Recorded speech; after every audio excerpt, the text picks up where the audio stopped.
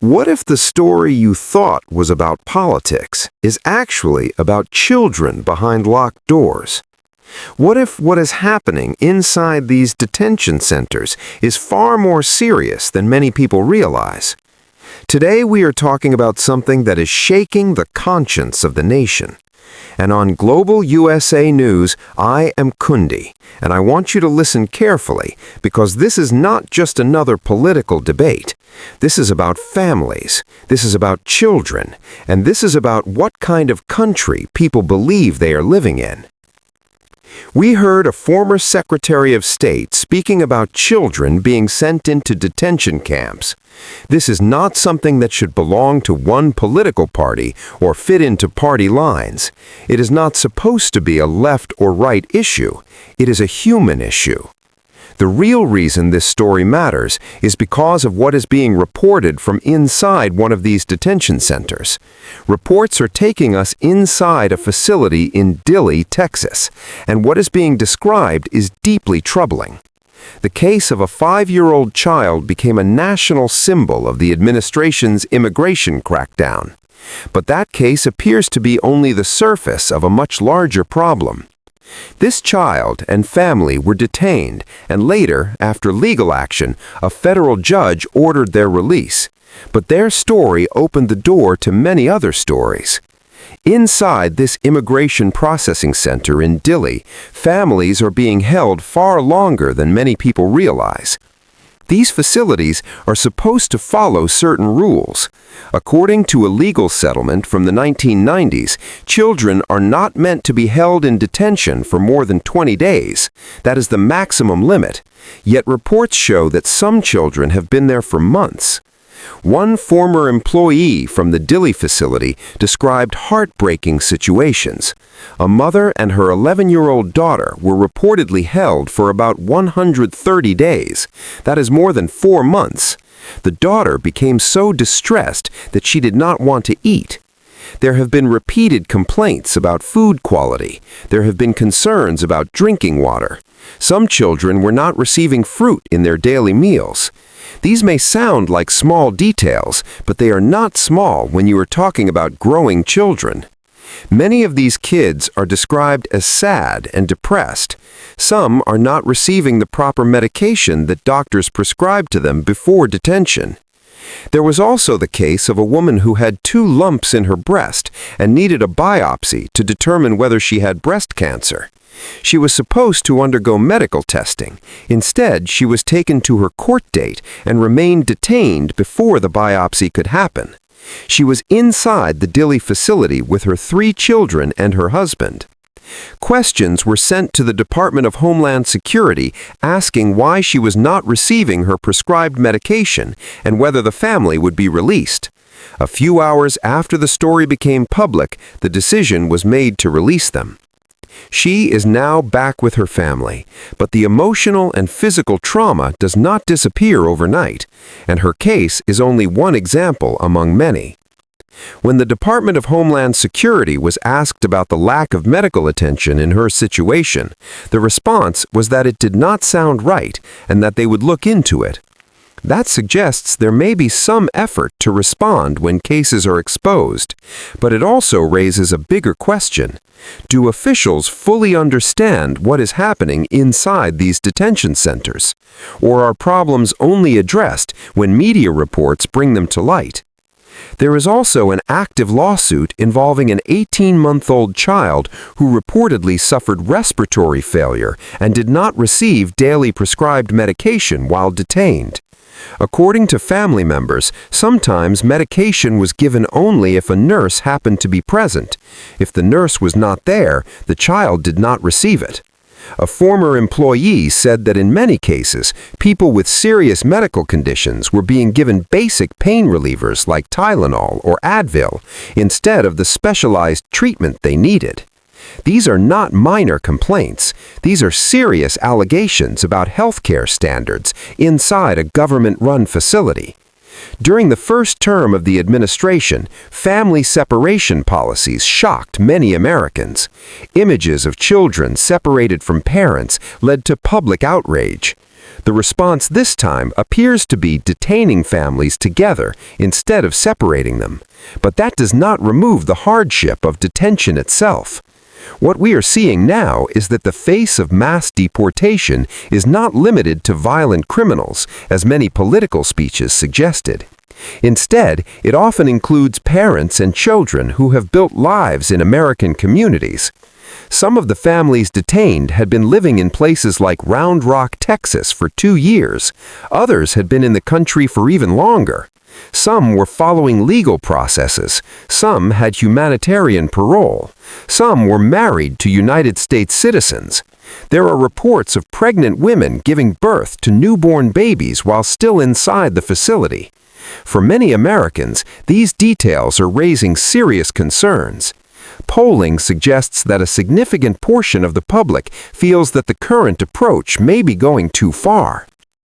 A former employee who previously served in the United States Armed Forces spoke anonymously about what they witnessed inside the Dilley facility. This person said that seeing conditions inside changed them forever.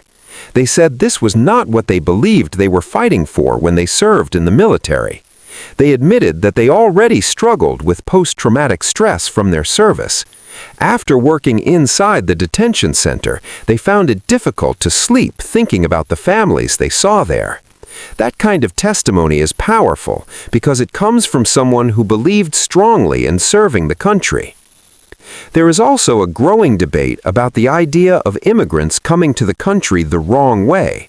Critics often argue that people should follow the legal process, yet in some of these reported cases, individuals were detained while attending immigration court hearings or showing up for official appointments. Some were picked up at their workplaces, others were located using tax records. This has led to confusion and anger among those who believed that following the rules would protect them. What we are witnessing now is a clearer picture of what large-scale deportation efforts look like in practice. It is not an abstract policy on paper. It is real families, real children, real medical needs, and real emotional trauma. The former employee mentioned earlier said that if they had known how the internal system operated, they might have reconsidered serving. That kind of testimony is powerful because it comes from someone who believed strongly in serving the country. There is also a growing debate about the idea of immigrants coming to the country the wrong way. Critics often argue that people should follow the legal process, yet in some of these reported cases, individuals were detained while attending immigration court hearings or showing up for official appointments. Some were picked up at their workplaces, others were located using tax records. This has led to confusion and anger among those who believed that following the rules would protect them. What we are witnessing now is a clearer picture of what large-scale deportation efforts look like in practice.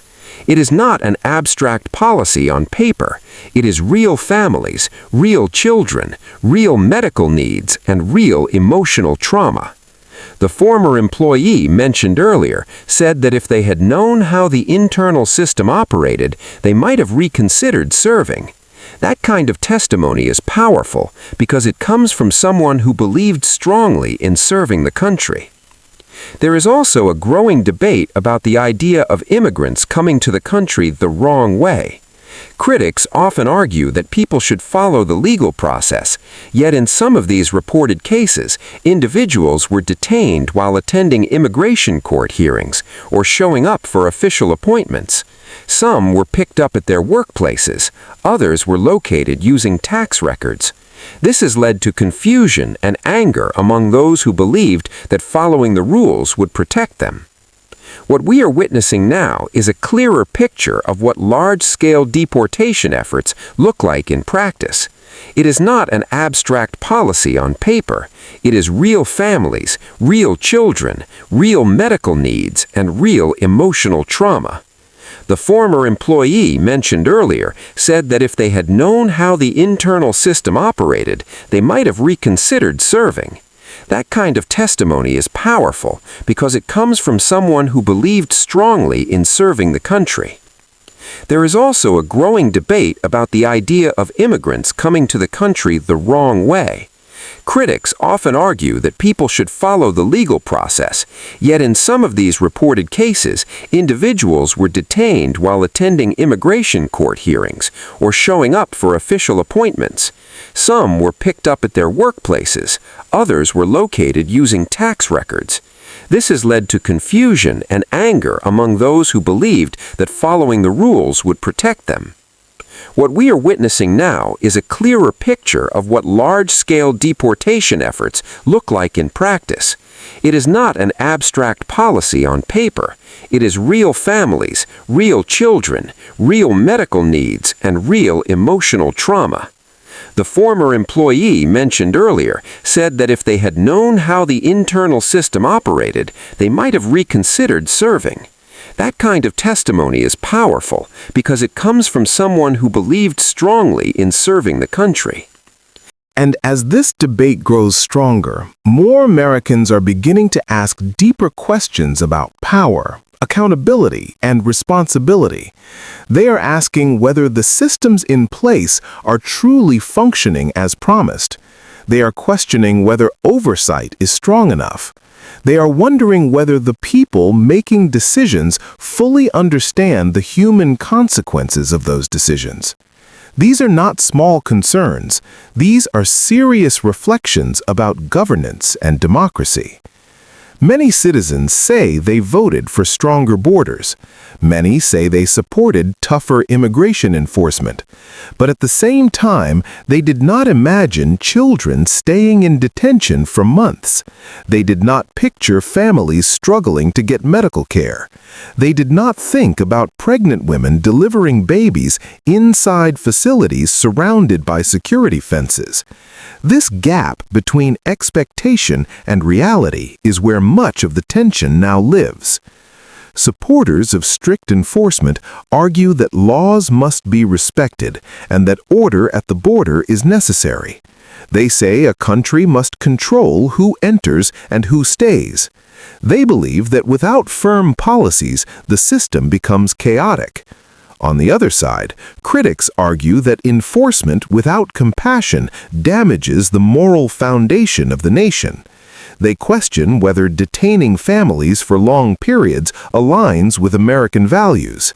They point out that many of the people being detained are not violent criminals, but parents, children, and workers.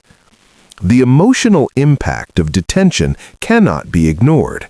Psychologists have long warned that long-term confinement can deeply affect children. Even when families are kept together, the stress of uncertainty, fear of deportation, and limited freedom can leave lasting marks. Children may struggle with anxiety. Parents may feel helpless. These emotional wounds are not always visible, but they are real. At the same time, government officials often defend their policies by saying they are enforcing the law passed by Congress. They argue that they are following legal procedures. They say that detention centers are necessary while immigration cases are processed. They emphasize that resources are limited and that they are doing the best they can under difficult circumstances. This back and forth creates a divided national conversation. What makes this moment especially significant is how connected people feel to it. Through news reports, social media videos, and first-hand testimonies, Americans are no longer seeing immigration enforcement as something happening far away at a distant border. They are seeing it in neighborhoods. They are seeing families taken from driveways. They are seeing arrests near workplaces and courtrooms. That visibility changes public perception. On this day of reflection about leadership, many people are reconsidering what leadership truly means. Is leadership about strength alone? Is it about compassion alone? Or is it about balancing both in a way that protects security while respecting dignity? These are complex questions. There are no easy answers, but they are necessary questions. Another concern being raised is transparency. If conditions inside detention centers are acceptable, then full transparency should confirm that. If problems exist, then transparency allows correction. When reports suggest that medical care may depend on whether a nurse is present that day, people understandably become worried. When releases occur shortly after media exposure, it raises suspicion that accountability may depend on public pressure rather than consistent internal standards. Citizens also wonder about the long-term impact on the country's global image. The United States has historically presented itself as a nation of laws, but also a nation of opportunity, a country built by immigrants, a place where freedom and justice are central principles. When stories of distressed children and untreated medical conditions circulate internationally, it affects how the country is viewed abroad. Reputation matters in diplomacy, trade, and global influence. There is also the legal dimension. Courts play a critical role in reviewing executive actions. Federal judges sometimes step in when they believe rights are being violated or when procedures are not followed. Lawsuits concerning medical neglect or prolonged detention bring these issues into the judicial system. That process can take time, but it is part of the constitutional framework designed to check power. Meanwhile, communities across the country are responding in different ways. Some organize rallies demanding reform. Others hold meetings supporting stronger enforcement. Faith leaders speak about moral responsibility. Law enforcement officials discuss operational challenges. Business owners consider how immigration policies affect their workforce. The issue touches almost every sector of society in one way or another. For individuals who feel powerless, the conversation often turns back to civic engagement. Voting remains one of the most powerful tools citizens have, but engagement also includes contacting representatives, attending town halls, supporting advocacy organizations, and staying informed. Democracy does not function on autopilot. It requires participation. It is also important to recognize that immigration is not a simple problem with a single cause. It involves global economic inequality, violence in other countries, asylum laws, labor demands, and political instability abroad. Families arriving at the border often do so because they believe it is safer than where they came from. That does not erase legal questions, but it adds context. In the middle of all this, real human beings wait. Children wait for court dates. Parents wait for decisions. Some wait in detention centers. Others wait in communities, unsure of what tomorrow will bring. The uncertainty itself can be exhausting. Living with constant fear of removal changes how people plan their lives. It affects education, employment, and mental health. As this story continues to unfold, Americans are being asked to think carefully, not just emotionally, but thoughtfully. What kind of immigration system do they want? What standards of care should be guaranteed in detention facilities? How should oversight be strengthened? And how can enforcement be carried out without losing sight of humanity? Here on Global USA News, I am Kundi, and I believe conversations like this must remain open and honest.